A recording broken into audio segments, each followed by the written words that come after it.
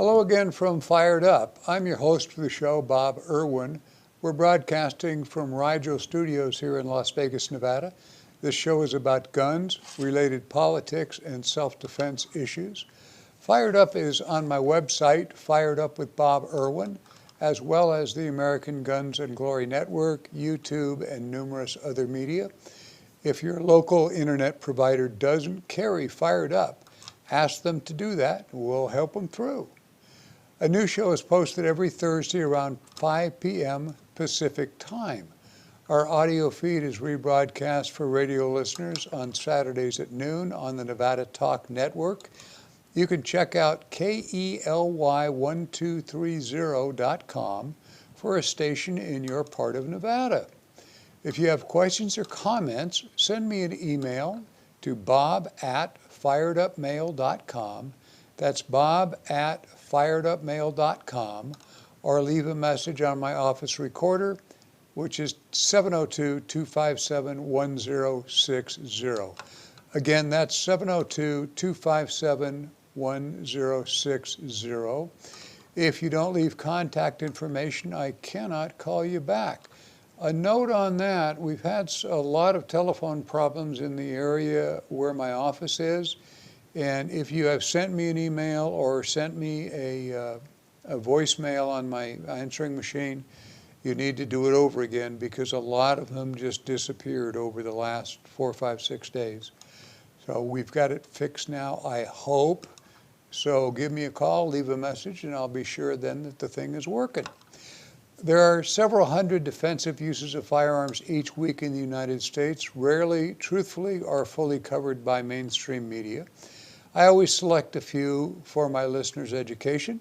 Most are good shootings, some are questionable, sometimes they're just plain wrong, but they're all educational for those of you that keep a defensive firearm in your home or carry one for self-defense in your vehicle or on the street.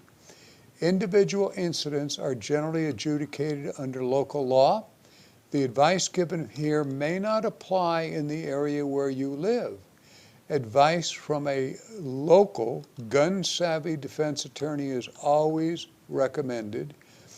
Don't forget, on the tail end of this show, you have to watch it all the way to the end to see my new high-tech disclaimer that says nothing that I say matters and don't pay any attention to the guy in the blue shirt. This first story comes from WLWT TV5 NBC, reported December 9 in Cincinnati, Ohio, that 4 months earlier, on August 8, 2020, the store owner reported a man known to him, later identified as a local 19-year-old, had attempted to rob his store. He said the man entered the store, showed a silver semi-automatic handgun, and demanded money. When the store owner refused, the man said, "I'll be back." I think he thought he was Arnold. An investigation, including review of neighborhood video, revealed this same 19-year-old had previously tried to rob the grocery store on 2 previous occasions. The store owner reported another robbery attempt on November 14, 2020. He said the 19-year-old entered the store and immediately walked behind the counter and tried to open the cash register. He then pushed the store owner against the wall and ordered him to open the register or he would kill him. He took around $400 from the register before fleeing the store. On November 19, 2020, the store owner saw the same suspect coming toward the store and attempted to lock the door to prevent him from entering. But the suspect was able to get inside the door before it electronically locked. He had a button he could push to lock the door, but the guy already had moved it and it didn't lock. The owner was backed into a corner as the robber approached him. That's when the store owner pulled out his gun and shot the 19-year-old. The wounded would-be robber fled on foot, but collapsed from his injuries on Purcell Avenue. The suspect was taken to University of Cincinnati Medical Center, where he was pronounced dead.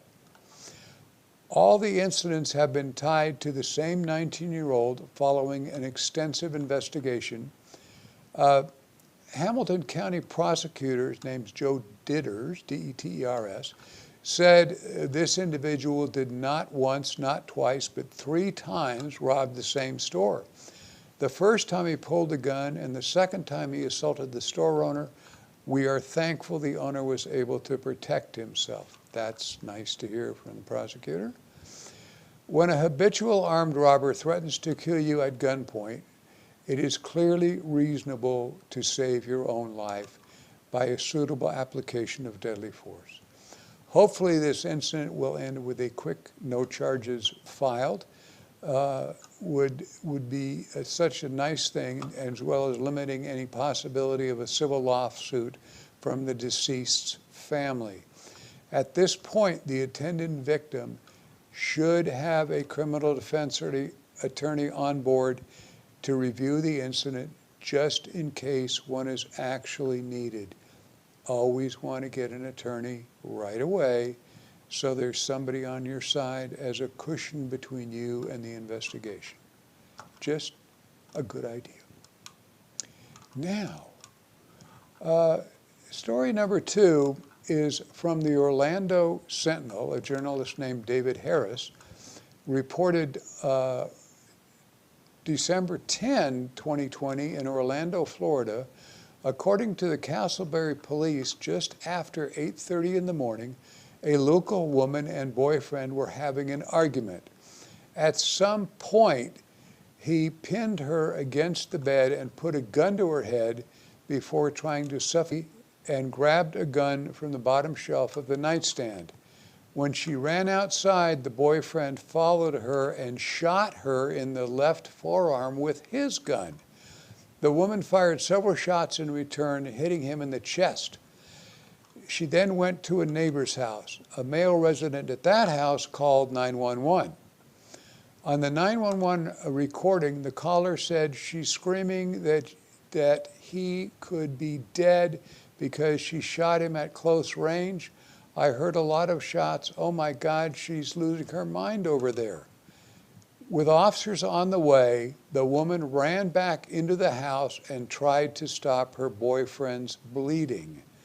Castleberry Police Chief Larry Krantz said after consulting with the Seminole Brevard, I can't say these Hispanic names, Seminole Brevard State Attorney's Office, it appears the woman acted in self-defense and charges are unlikely to be filed.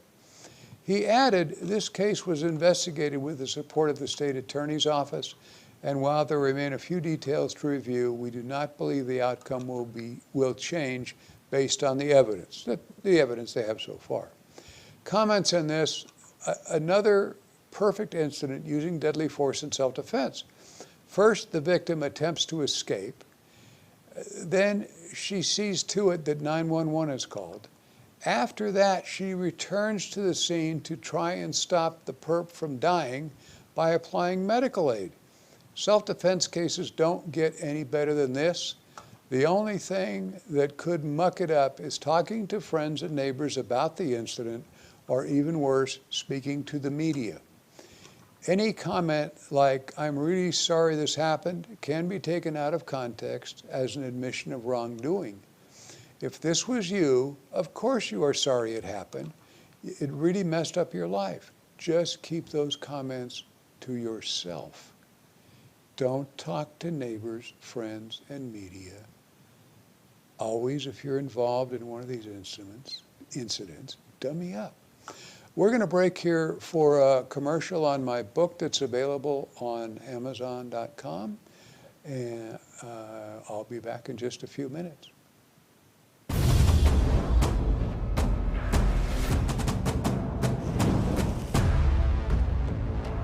Now available on Amazon Kindle for $4.95. You can download it now. It contains examples of dozens of shootings and pointing a firearm cases that I personally experienced in my 24 years in law enforcement, or where I testified in court or deposition as a firearm and use of force expert. The book is about the use of firearms in defense of yourself and others in my homes, and that experience has shown me the necessity of putting pen to paper once again.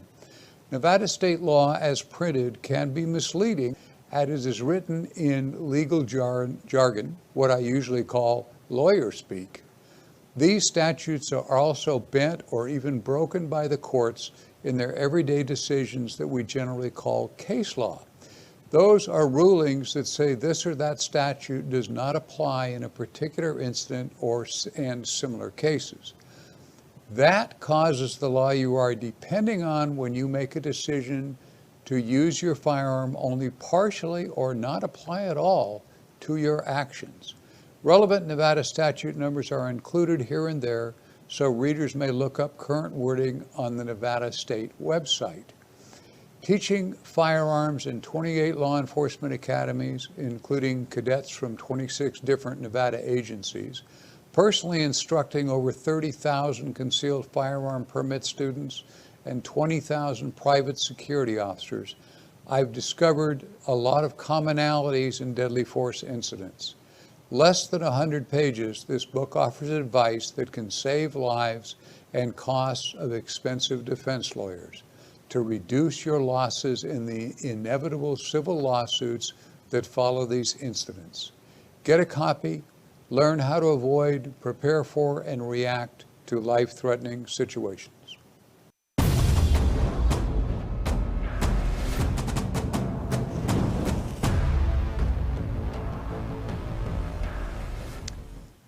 That's on Amazon Kindle. The hard copies look like this, and they are available also through Kindle or through my website. Okay. Story number 3 from WVUE Fox 8, a journalist named Rob Mason, reports December 9, 2020 in Lacombe, Louisiana. St. Tammany Sheriff's deputies are investigating a double homicide in Lacombe in which 2 of the 4 armed intruders were killed. The homeowner's 4-year-old daughter was also struck by a bullet in the crossfire. 4 armed intruders entered the home at the end of Palmer Drive around 10 in the morning, and all 4 were shot by the homeowner. This is a tight-knit community here on Palmer Drive where everyone is either related or has known each other for years, and many are stunned over what happened here on Tuesday. The St. Tammany Coroner's Office has identified the deceased as a 25-year-old and a 21-year-old from Hammond, nearby town. The homeowner's 4-year-old daughter was also apparently struck in the crossfire. Tells us that the homeowner may have been pistol whipped before he fired at the intruders. Neighbors say they waited 24 hours to learn about the shooting. It was late morning and we heard patrol cars, one after the other, and detective cars, and then there were the ambulances. There were several dozen emergency vehicles involved. The Shannon Bourdillon of Bayou Adventure said to the press in Lacombe. The St. Tammany Sheriff's Office says they didn't want to put out the information sooner because they did not want to impede the investigation, which is ongoing. The homeowner is also expected to be okay. Normally, when we look at comments now, a shooting like this in a backwoods area, you think it's gangbangers shooting at gangbangers and so forth. This family runs Adventure, a company that operates tours to see swamp creatures. They are well known, and I expect this was a robbery attempt for cash and firearms. Whatever reasoning of the attackers, another example of armed citizens being able to defend themselves, victims had not been armed. With children there, they have a large stock of equipment. They rent boats and rubber rafts to go swamps, looking through the swamps and looking at alligators and so forth. This is why they have guns. TV 11, a journalist named Chloe Alexander reported December 10, 2020, in New Caney, Texas, C-A-N-E-Y. I presume it's pronounced Caney. Montgomery County Sheriff says a man house sitting for a friend shot an attempted burglar on Wednesday night in New Caney. This happened shortly before 10 in the evening in the 23,700 block of Pankey Avenue, Longstreet. Investigators say the man heard a banging sound coming from the back of the house, and when he went to see what was going on, he was confronted by an unknown suspect charged at the man, and that's when the man pulled out his gun and shot the suspect multiple times in the backyard of the home. He'd gone out to look, and the guy was in the backyard. The sitter then called the police. The suspect died on scene. His identity has not been released, but deputies say he was in his 20s. The Montgomery County Sheriff's Office said no charges have been filed at this time, but an investigation is underway. Comments? There is nothing in the story about warnings being given, but it sounds like there was not sufficient time available for that. Where this happened under Texas law, I do not expect the shooter is in any danger of criminal charges. You never get to pick the time and the place of the attack. Criminals and nutcases of the world always get to pick the when and where. If you can carry your gun, carry it. We'll be right back.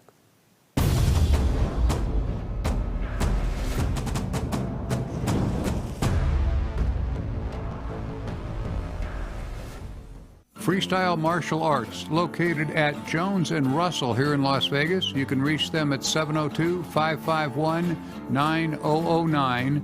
That's 702-551-9009.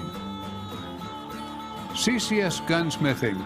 Chris Eifelt, the man who does all the NRA help, he's at 2216 South Rainbow Boulevard near Sahara. He can be reached at 702-365-1732.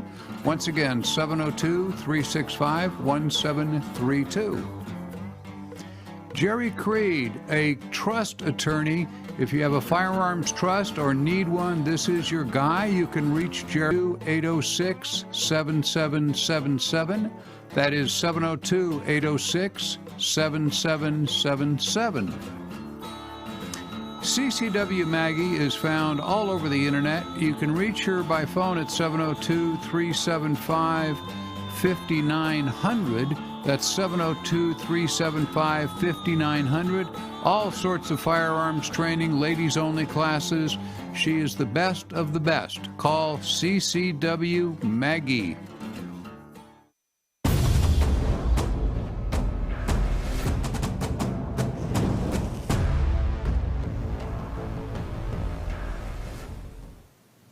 And here I am again.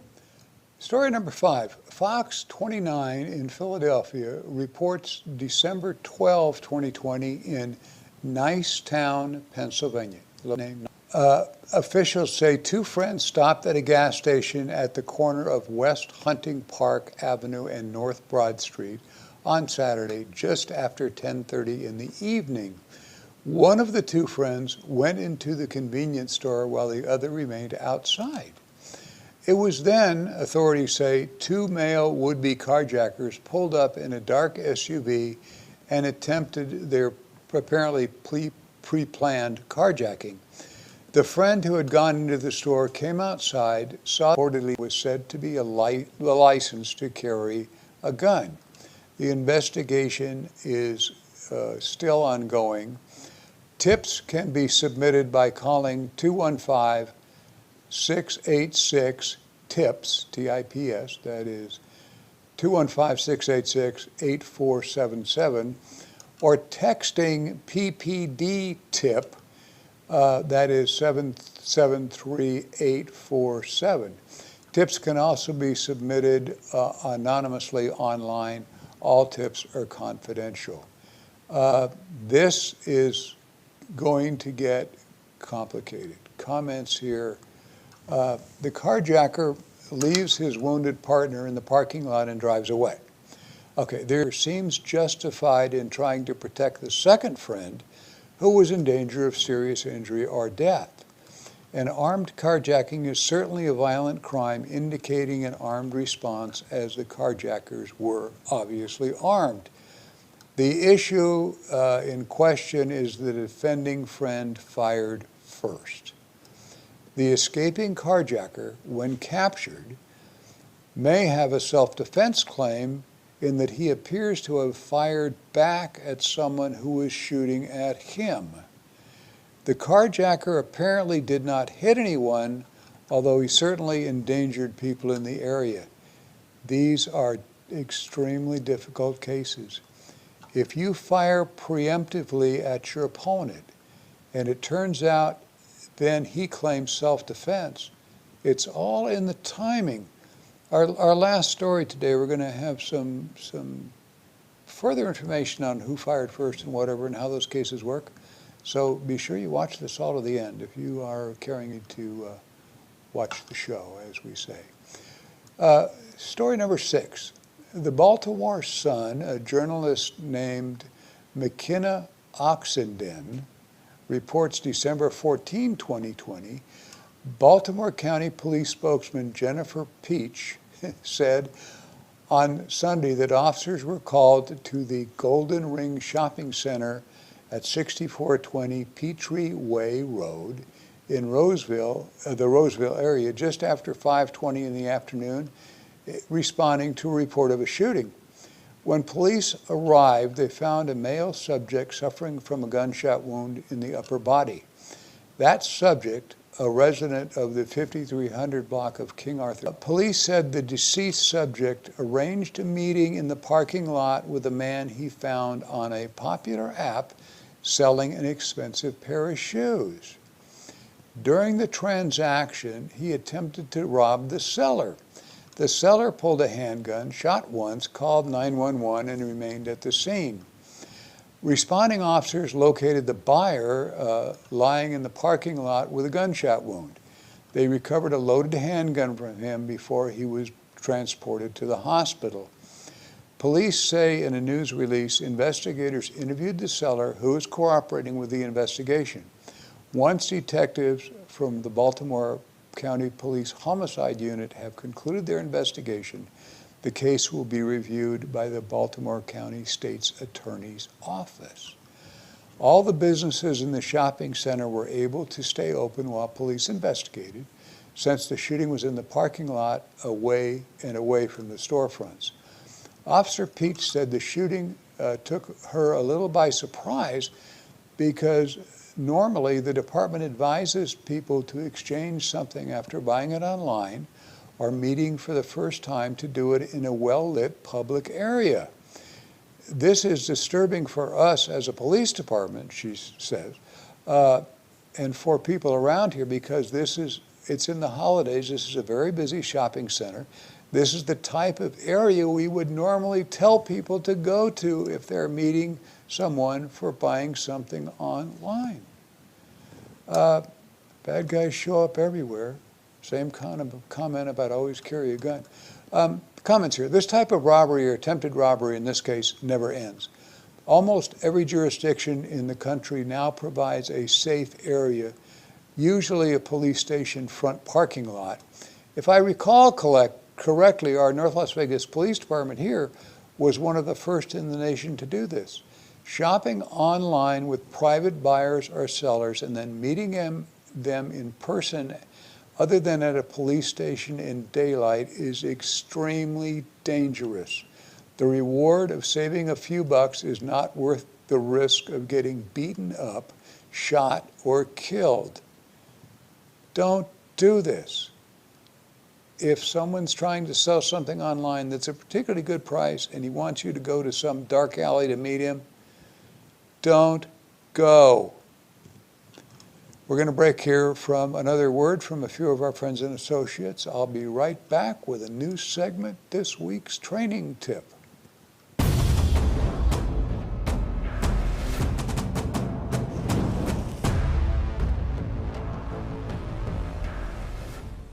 Attorney Donald J. Green, a common guest of mine on Fired Up. He can be reached at 702-409-8239. He specializes in gun case litigation. He is your man. Don Green, 702-409-8239. And Battlefield Vegas, my new kind of home for this show.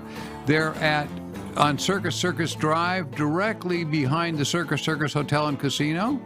You can find them there with CCW classes and an amazing place for gun rentals, everything you could possibly imagine. Check out, if you're in town as a tourist, check out battlefieldvegas.com.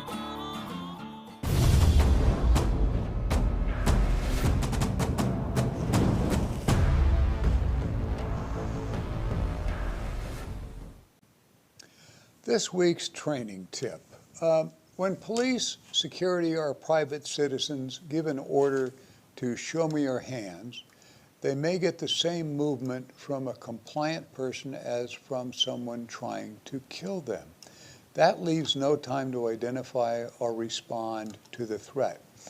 ForceScienceInstitute.org. Force Science is where I received the best use of force training imaginable, invites readers to rethink the show me your hands command.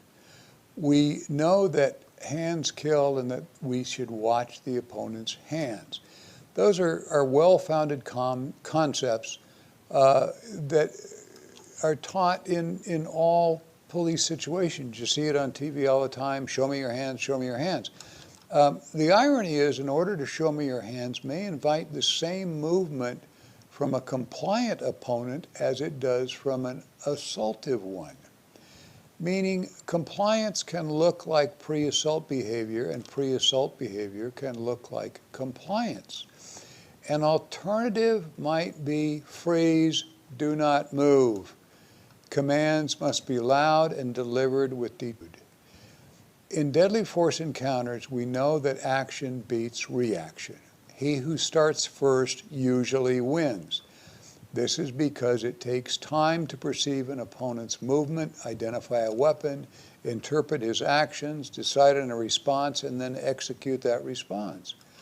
In force science traffic stop studies, officers were able to identify and react to an armed threat in less than half a second, but still took nearly 2 additional seconds to move, draw, and respond with aimed fire.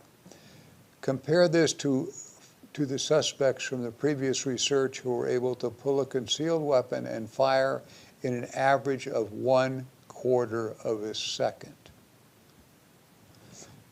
To put these speeds into perspective, it takes about twice the time for your brain to perceive and react to a visual stimulus. With all these speed advantages, opponents could conceivably fire before you even perceive any movement and could continue to fire 10 or more rounds before you can return fire. With edged weapons, attacks can be even faster, with that research showing knife thrusts at speed of 1/10 of a second, as fast as 1/10 of a second. The bottom line here is to use a command that tells your opponent not to move. Then tell him to go away as police are already on the way. Remember, let the professionals handle apprehensions if possible. So use the command, don't move. That way, you don't have to worry about interpreting. If he's not doing what you say, you're in a lot better way than if you say something that's, show me your hands, and you ask him to move. We're going to be ending here. Please check out my recent shows at firedupwithboberwin.com. It contains several dozen episodes. Please patronize our friends and supporters. I'll be back next Thursday on my website, firedupwithboberwin.com, the American Guns and Glory Network, and numerous other websites, television, and radio stations. When watching any media, just click on subscribe and new shows will be sent to you automatically. My logo merchandise, hats, shirts, books, mostly books, are available at Battlefield Vegas, just behind Circus Circus on the Las Vegas Strip. If you're ever in Las Vegas, Battlefield Vegas is a must-see attraction. You can shoot a minigun or any of Hunt's, or even crush a car with an Abrams tank at their associated outdoor facility. They're good people over there. Transportation is provided. Contact info@battlefieldvegas.com. Thanks for watching Fired Up. Watch the disclaimer at the end. I paid lots of money for it. See you next week.